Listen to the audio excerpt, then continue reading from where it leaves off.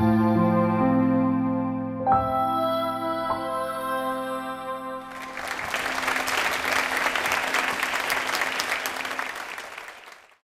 name is Douglas Brooks, and I'm an American boat builder, writer, and researcher.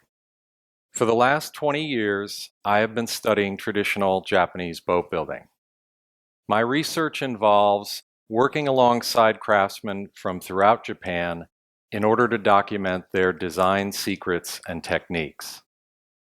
In my view, this work is crucial because Japan's last generation of boat builders is disappearing, and almost none have taught apprentices. I am the sole apprentice for all 6 of my teachers, craftsmen from Sado Island, Urayasu, Tokyo, Aomori, Okinawa, and Iwate. These men have exposed me to the traditional Japanese apprentice learning. My first trip to Japan, I went to Sado Island. At that time, I was working as the museum boat builder at the Maritime Museum in San Francisco. And before I left for Japan, a friend gave me a photograph from a Japanese magazine. It showed a woman floating in a large barrel gathering shellfish. The caption of the photo said simply, "Ogi Village, Sado Island." And I was determined to go to Sado to see if these strange little boats existed. I took this photograph my first morning on Sado Island. These are tourist tugboats, but every morning all along the Ogi Peninsula, people get into boats like these and go to sea to gather seaweed and shellfish. Most of these people are women. That first trip to Sado, I met Mr. Koichi Fuji, the last builder of tugboats. 2 years later, I came back to Sado with an interpreter, and I interviewed Mr. Fuji about his life and work.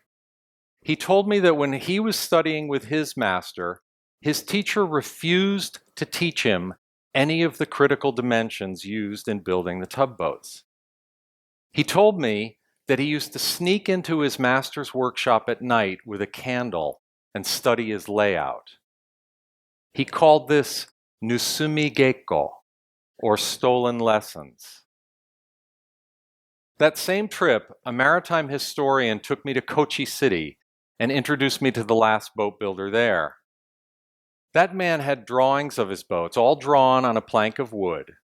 He showed me his drawings, his father's drawings, even his grandfather's drawings. But as I looked at the drawings, I saw a problem. You couldn't build a boat from any of them because critical lines were missing. I pointed this out to the boat builder and he said to me, "You're right. The missing information are my secrets." I was really stunned by what these craftsmen were telling me.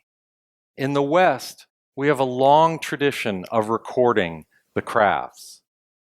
At home, I have dozens of books describing in every detail all of the facts of Western boat building.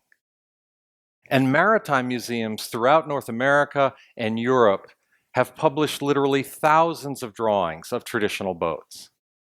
But here in Japan, the craft was completely undocumented.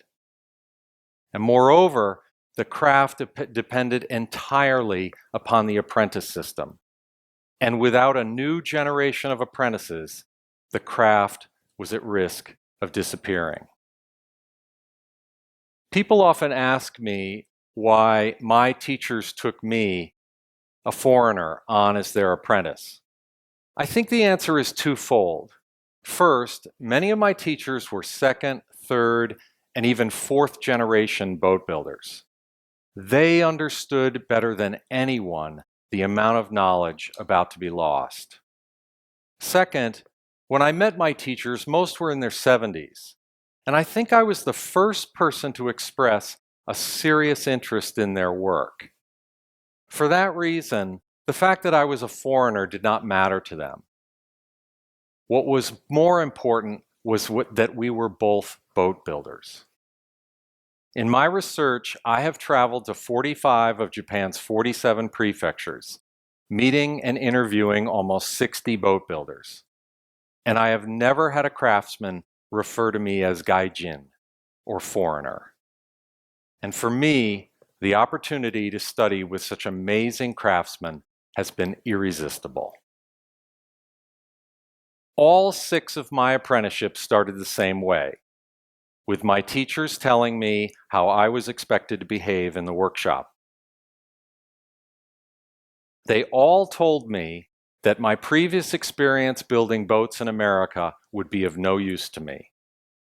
They even said that my experience building other kinds of Japanese boats did not count because these were not the same boats that they built. Finally, they all stressed one requirement. We would work together in complete silence. And I was not to interrupt them with questions unless absolutely necessary. What this meant was that outside of break times, there would be no speaking in the workshop. Ironically, this meant that language was not an obstacle in my apprenticeships. I didn't necessarily need to speak fluent Japanese because my teachers weren't going to speak to me. And while they tolerated some questions, if I did ask for an explanation, the most common answer they gave me was simply, "Wait, and you will understand." For those who haven't experienced it, it's really difficult to appreciate the intensity of this kind of learning. First, it puts all of the responsibility for learning on the student. You have to concentrate and pick up every detail of what is going on. Let me give you an example.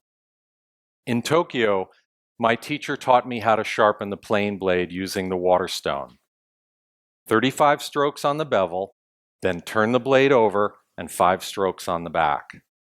One day I was sharpening a plane blade while my teacher was working on the boat. I lost count, but I continued anyway, stopping when I thought I got to about 35. I turned the blade over, but my teacher stopped me.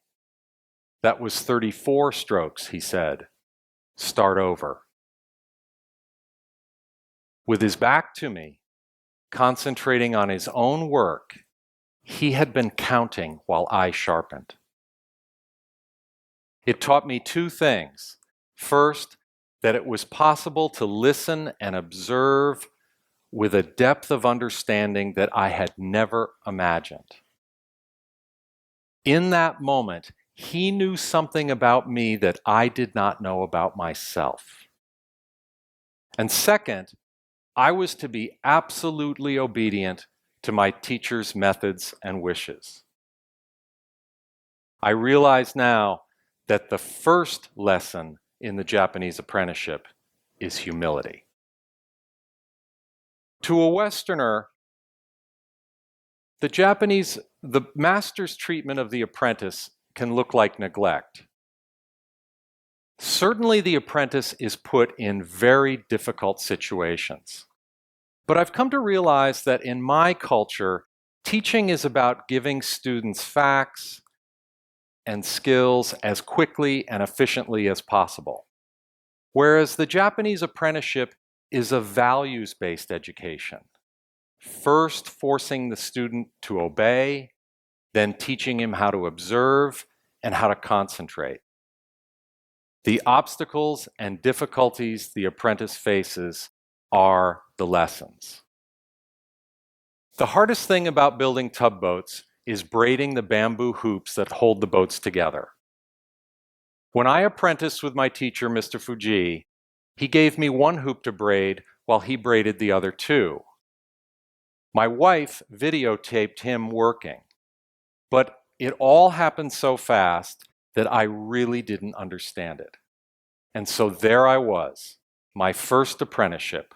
I had gone to Sato to document how to build tugboats, and I didn't understand how to do the thing that literally holds the boats together. Back home, I watched the videotape over and over. I used pieces of plastic strapping instead of bamboo, trying to practice how to braid hoops. I must have watched that tape dozens, if not 100 times, but finally I got it. The long hours I spent watching the videotape were like the years the apprentice spends watching his master, slowly gaining insight into every facet of the work. Right now, in 30 minutes, I could teach all of you how to braid a bamboo hoop. Really. But if we returned a year from now, probably none of you would remember how to do it. I like to think that there is nothing I know better than how to do this. And why? Because my teacher wouldn't teach me. Because of the desperation I felt to learn how to do this. Because of the hours and hours I spent watching that video, making mistakes, taking my mistakes apart, and starting all over again. This kind of learning engaged every part of me. A few years ago, the Takenaka Carpentry Tools Museum in Kobe mounted an exhibition of Japanese tools at Harvard University. The exhibit was titled The Thinking Hand. It's like the way I think about braiding barrel hoops. It's not something I know in my head. The knowledge is as much physical as intellectual. I used to think it was enough to simply go to Japan and document how traditional boats are built before they disappeared. But surprisingly, my teachers didn't take any of this very seriously. Many of them would point to my camera and say, "It's no good taking pictures. You have to train your eye." What they were trying to tell me was they wanted me to develop a deeper, more intuitive understanding of the craft. Ultimately, I am so grateful to my teachers for humbling me, for making me uncomfortable, for forcing me to look and concentrate. In the end, they made me think like the apprentice they wanted me to be, and they taught me the ancient lesson of how to listen for the meaning in the silence. ありがとうございました。